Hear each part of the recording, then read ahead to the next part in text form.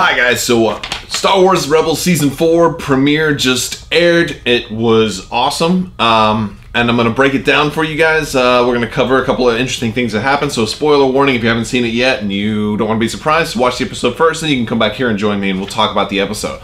So let's talk about this episode. Overall, great opener, kind of self-contained, doesn't really deal too much with what the overarching plot is going to be, at least I'm guessing, because it seems like it was just about everything, like all in one story. Like if you had never watched Rebels before, you could probably come in and watch this episode. This could be a good entry point into the series if you've never watched it before. I also understand why they aired this episode at Star Wars Celebration early for people, because I don't think it has any major spoilers for what's going on in the rest of the season. So it kind of starts out that Ezra and Sabine and a couple of other Mandalorians are going to retake Sabine's father, and it's it's this really cool prison that I think is going to look really awesome if somebody tries to do a mock-up of this prison and put it in Star Wars Legion, because it seems like a very simple design to emulate. I would love to see that. But basically, there's a lot of really cool fight scenes in here. You get to see some really funny antics of Ezra in his jetpack. He's like flying around all over the place. It's actually kind of funny. You get to see Kanan completely kicking butt. Kanan just goes complete beast mode, and I really like the way seems to have really developed. It kind of just puts things in perspective, how he was, kind of like this cowboy Jedi for a long time ago, and how he's kind of been down on his luck, and then he lost his sight, and then he wasn't doing anything, and now he's fully engrossed in the Force. Kanan is extremely, I think his power level has probably doubled since last season. He's just gone complete beast mode in this episode. And honestly, I think, I don't know, I hope I'm not the only one, but did you guys notice like the yellowy orange stormtrooper? And it just seemed like it might have been a little hint to make you think, oh, is that supposed to be Cody?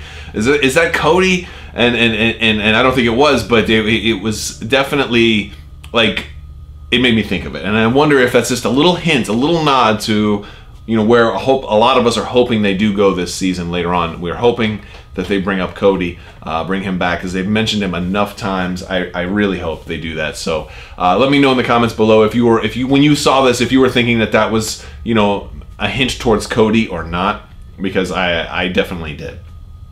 We get some awesome shots also of a Star Destroyer that's docked at the Capitol. It's really, really nice to see a Star Destroyer in low orbit. So I liked seeing that. Some great artwork in here. We do find, Sabine's father eventually, and it turns out he's not this warrior that we thought he was going to be. He's actually the artist. And so, and it's pretty cool when this first dynamic after they rescue Sabine's dad, that that he's not what you expected at all. That he is more into art and history, and he's more the intellectual and not the warrior that we thought. We see Bo-Katan finally show up, and that's that's really cool. Her character is great, and so all of her scenes are pretty good. Sabine offers her the Darksaber, but she declines. She's like, "Oh, I'm not the leader that you guys need." But then all of a sudden, because this is a two-parter, at the end of the first basically episode, some ATDP shows up. The Duchess basically gets deployed by Tiber Saxon, who's Gar Saxon's brother, and we're basically left kind of with this tragedy that Sabine's mom and brother are dead as a result of this new ATDP, the Duchess, killing them. And it's a special weapon that Sabine herself designed. And her dad says it like they get there like, oh my gosh, mom and brother are dead. And the dad's like, yes, Sabine, you made this thing, don't forget. I'm like, and I was thinking, what a jerk, right? Like your whole family's just been killed, and you're just gonna be like, oh hey, by the way, that's your fault, honey. I'm like, I don't know. I thought that was, if I have any criticisms with the episode, it was that line. I'm like, Dad is kind of a jerk. Let me know if you agree, or it seems like, honestly, I think they just needed to, an opening to bring up that point. But I was like, wow, dude is cold-blooded. He is savage.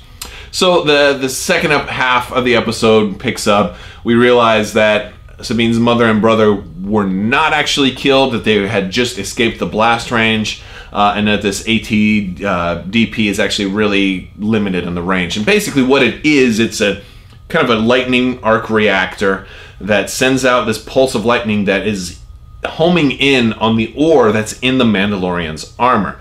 And Sabine apparently had helped design this weapon for the Empire in her youth, and I mean she's already young, so in her early youth, and then realized that this was a bad idea, and then sabotaged it, and thought she destroyed all traces of this weapon, but they salvaged enough of it to partially recreate it. And so you're almost left with like a Rogue One type of scenario where she was kind of in the role of Galen Erso, and now she feels responsible for them having this weapon. So that now all of a sudden the greater story arc for the rest of this episode comes in. It's not just about freeing Dad, it's also we need to go destroy this weapon so they can't use it, because if they perfect it, the range could be extended and it can take out like all the Mandalorians in one giant shot.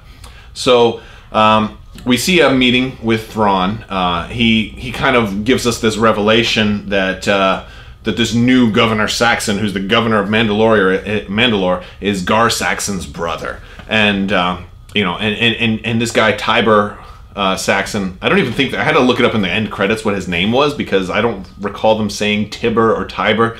So if I'm pronouncing it wrong, let me know. But that Lord or Governor Saxon is like, oh, I'm nothing like my brother. He's dead now. And this guy's real quick to throw away Mandalorian culture. And it kind of goes into, like, Ezra asks the question, is like, guys, why don't you just take off your armor? If it's, if this weapon just homes in on your armor, we're different armor. And they kind of explain, no, this armor is a part of us. This is who we are. We can't just take off our armor. We would be nothing without our armor, which, I guess I didn't grow up with armor, but, I could.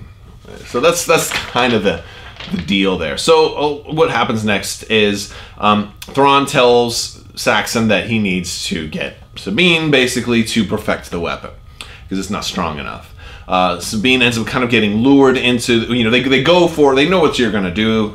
Sabine kind of gets trapped when she's about to grab the weapon. It kind of goes off at low intensity and stuns her and Bo-Katan and everybody near them. So they kind of get her as a prisoner, and they kind of force her to, like, hey, we're going to start killing your friends unless you perfect the weapon for us. And apparently all she had to do was push 2 buttons to perfect the weapon. So little bit of a, like, really? You guys were that close and all you didn't do was, like, push these 3 buttons? But what she does is she turns it around so it's no longer homing in on Mandalorian armor, now it's homing in on Stormtrooper armor. And it just so happens that Saxon is not wearing Mandalorian armor. Of course, he wouldn't want to wear Mandalorian armor since he's shooting out this weapon. So Saxon's wearing Stormtrooper armor. He gets hit by this blast after Sabine reconfigures it.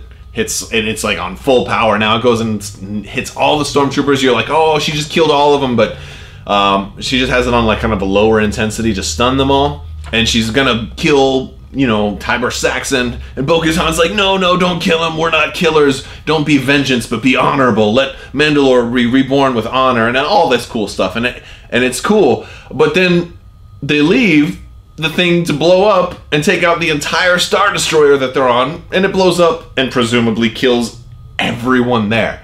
So I've got to ask the question. Were you really being honorable, or did you just not want the guilt of killing him, of seeing him die, right? So, because honestly, you're not doing anybody any favors. Oh, we won't kill him now. We'll just leave and wait 5 seconds and then kill him. Like, you could have turned the darned thing off, right? Or you have the Darksaber, you could have cut it up into more pieces, could have taken it with you, could have done a lot of different things, And I'm not even criticizing them killing these guys because it's a war. Okay, there's killing that happens in war. I'm criticizing this big speech about how we're not killers. You don't want to kill somebody who's your enemy, who's been trying to kill you, and then you turn around and kill them anyway. It's a little bit weird. But basically, we get to the end of the episode where they escape. Bo-Katan accepts the Darksaber. You have a really good scene between Sabine and Bo-Katan where Bo-Katan was kind of an inspiration to her, and then all the clans kind of unite. Some of my favorite scenes in this episode, I think, were that end scene right there.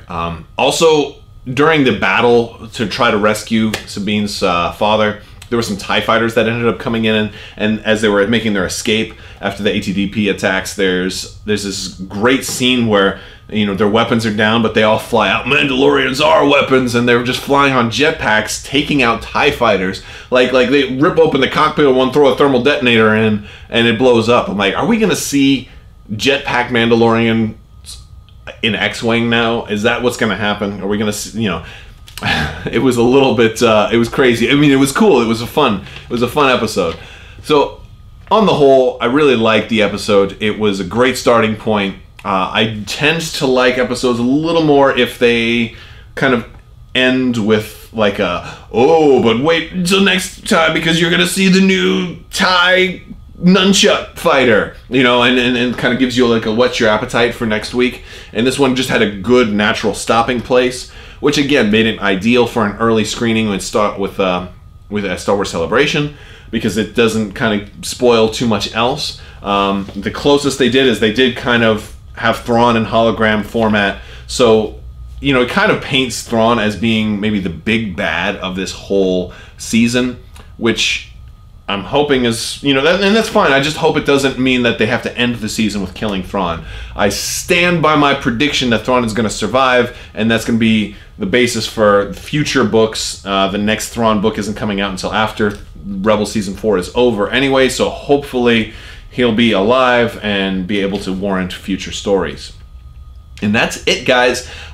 Stay tuned for more stuff. New Legion set just got announced today for drafting, so I'm going to be doing a breakdown of that as well. And we got a whole bunch more to talk about this week, so make sure you are subscribed. Click the little bell for alerts. If you like this video, give it a thumbs up, and let me know what you thought of this video in the comments below. Thank you so much for watching, and have a great day.